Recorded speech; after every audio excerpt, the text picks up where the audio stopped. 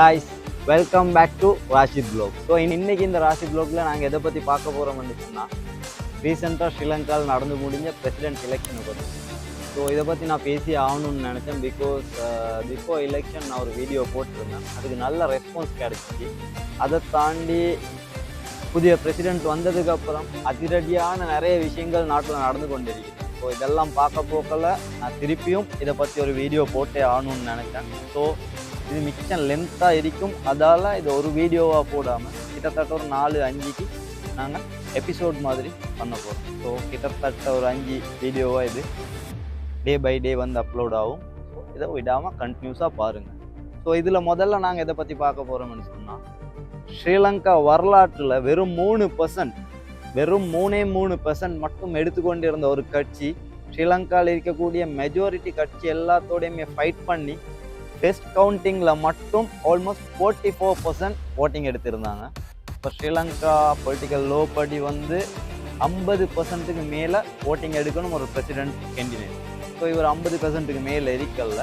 அந்த காரணத்தால் செகண்ட் கவுண்டிங்கில் நடந்தது செகண்ட் கவுண்டிங்க்கு அப்புறம் 55% ஓட்டிங் அவர் எடுத்திருந்தார். அதுக்கப்புறம் இந்த 2025ஓட ஸ்ரீலங்கன் பிரசிடெண்ட்டாக ஆண்ட்ரகுமார திசாநாயக்க செலக்ட் ஆனார். So first of all congratulation for honourable president Anurakumara Dissanayake.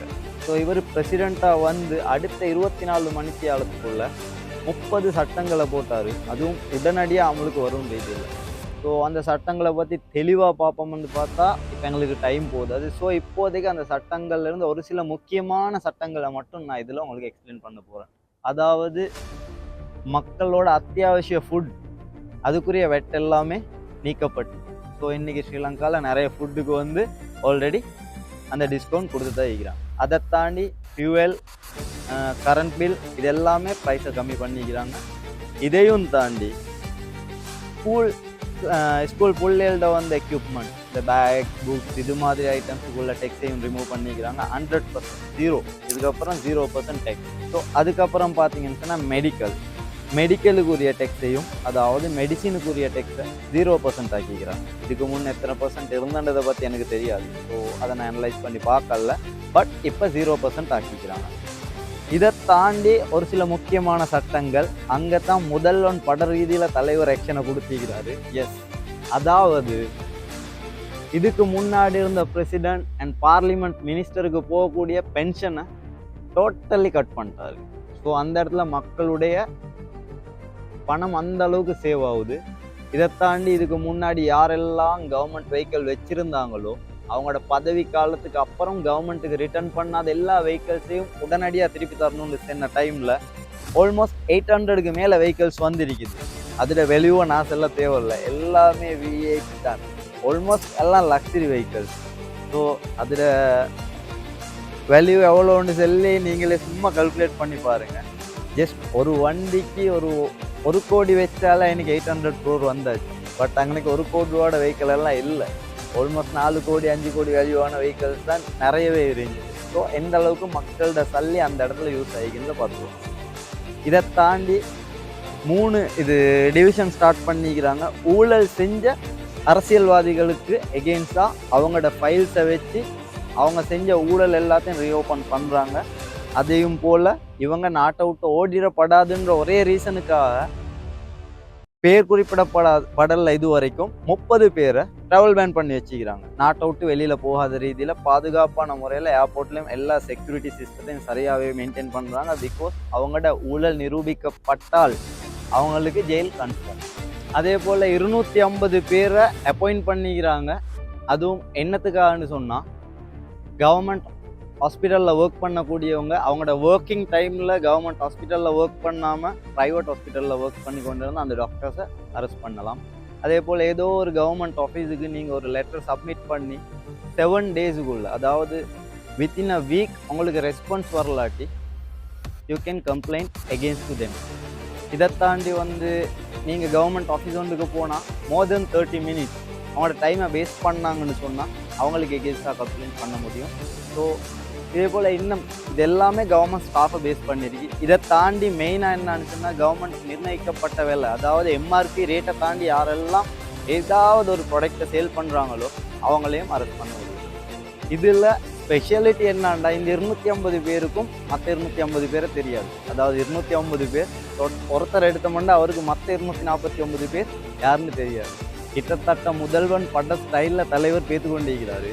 So இந்த இடத்துல முக்கியமான இன்னொரு விஷயம் என்னன்னு சொன்னால், இப்போதைக்கு நாங்கள் எல்லாம் நினச்சி கொண்டிருக்கிறோம் பிரசிடென்ட் ஆகிட்டாரு, 5 வருஷம் அவரோட கையில் பவர் இருக்கு உண்டு. உண்மையிலே 5 வருஷம் அவரோட கையில் பவர் இருக்குதா? அதுதான் இங்கே முக்கியமான ஒரு விஷயம். காரணம் ஸ்ரீலங்கா லோ படி ஒரு பிரசிடென்ட்டுக்கு எப்போ 5 வருஷம் அதே பவர் இருக்குன்னு சொன்னால் பார்லிமெண்ட்டும் அவங்களோட கைக்கு அடைச்சே ஆகும். இங்கே தான் ட்விஸ்ட் இருக்குது. இப்போ உதாரணத்துக்கு எதிர்கட்சியோட கையில் பார்லிமெண்ட் போயிட்டா இருந்தால் பிரசிடென்ட் டம்மி ஆயிடுவார். ஸோ நீங்கள் இதே பிரசிடென்ட் அவங்களுக்கு அடுத்த 5 வருஷத்துக்கு பவராக இருக்கணும்னு நினச்சா நீங்கள் செய்ய வேண்டிய முக்கியமான ஒரு விஷயம், பார்லிமெண்ட் எலெக்ஷனில் அதே கட்சிக்கு கொடுக்க வேண்டியது. அதே போல் பிரசிடென்ட் ஒரு வார்த்தையை சொல்லியிருந்தார், அதாவது இதே அரசியல்வாதிகளோட நான் அரசாங்கத்தை கொண்டு போகணுமா இருந்தால் அதே கல்லனோட தான் நாங்கள் அடுத்த 5 வருஷம் ட்ராவல் பண்ணணும். ஸோ அவர் சொன்ன ஒரு விஷயம் என்ன, அடுத்த பார்லிமெண்ட் எலெக்ஷனில் புதுமுகங்களை தான் அவர் முன்னுக்கு கொண்டு வருவார். ஆல்மோஸ்ட் எல்லாம் வெல் எஜுகேட்டட் பீப்புள்.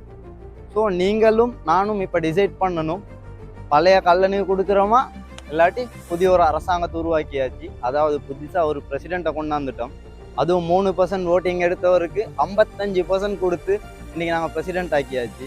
ஸோ இவங்களையே நாங்கள் பார்லிமெண்ட்டுக்கு மெஜாரிட்டி ஓட்டில் கொண்டு போய் இந்த நாட்டை இன்னும் டெவலப் பண்ணுறதுக்கு இதே பிரசிடெண்ட்டுக்கு எங்களால் முடிஞ்ச சப்போர்ட்டை கொடுக்க போகிறோம்.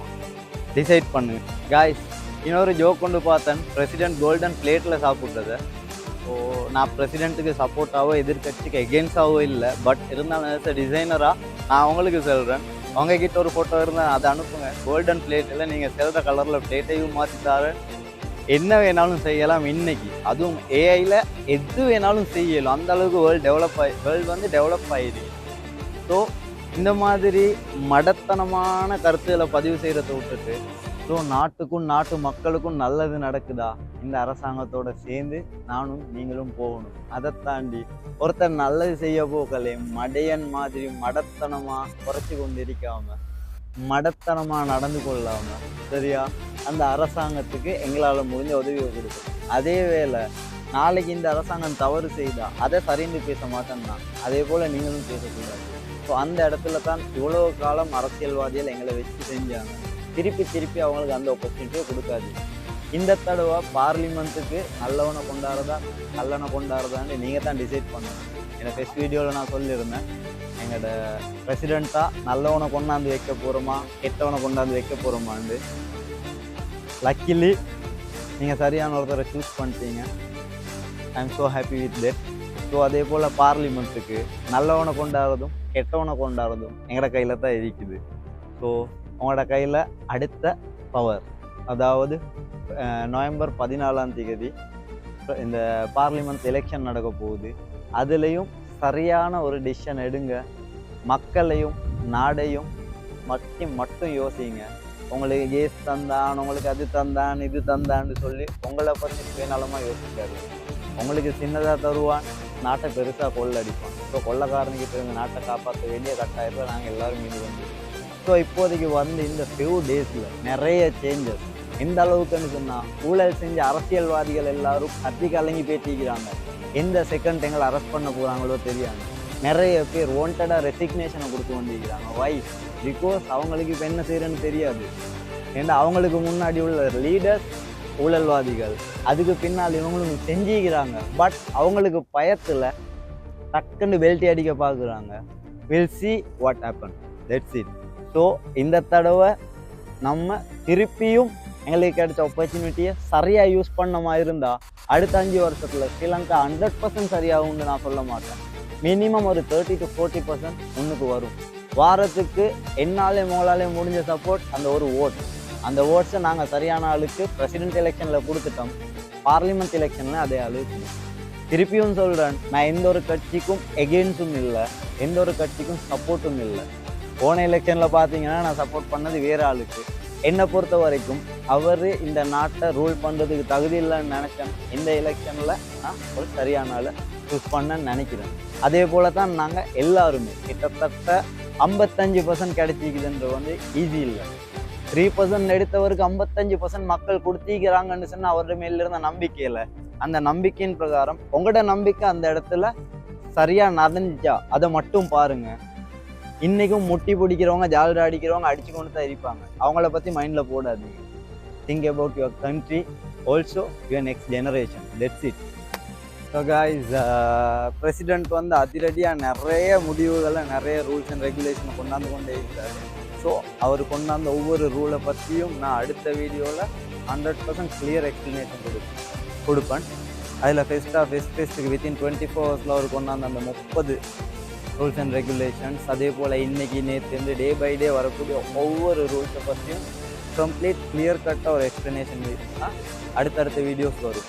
ஸோ காய்ஸ், நான் முன்னுக்கு சொன்ன மாதிரி தான் முதல்வன் பட ஸ்டைலில் அதிரடி காட்டிக்கொண்டிருக்கிறார் இப்போ இருக்கக்கூடிய president mister Anura Kumara Dissanayake.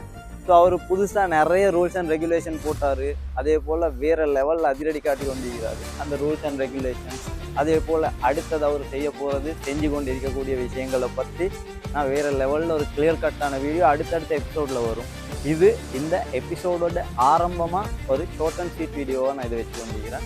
So இந்த வீடியோவை ஃபுல்லாக பார்த்த மாதிரி இந்த எல்லா வீடியோவும் ஃபுல்லாக பாருங்கள், எல்லாருக்கும் யூஸ்ஃபுல்லாகும். பிகாஸ் இந்த வீடியோ டோட்டல்லி எதை பேஸ் பண்ணுதுன்னா அடுத்த பார்லிமெண்ட் எலெக்ஷனை பேஸ் பண்ணி தான் நான் இந்த கன்செப்டை கொண்டாந்துக்கிறேன். Thank you so much. இது வரைக்கும் ராஷித் வ்ளாக்ஸை சப்ஸ்கிரைப் பண்ணாதவங்க இப்போலேயே சப்ஸ்கிரைப் பண்ணுங்கள். அதே போல் இந்த ஃபேஸ்புக் பேஜை ஃபாலோ அப் பண்ணுங்கள். Keep supporting Rashid vlogs. Thank you so much.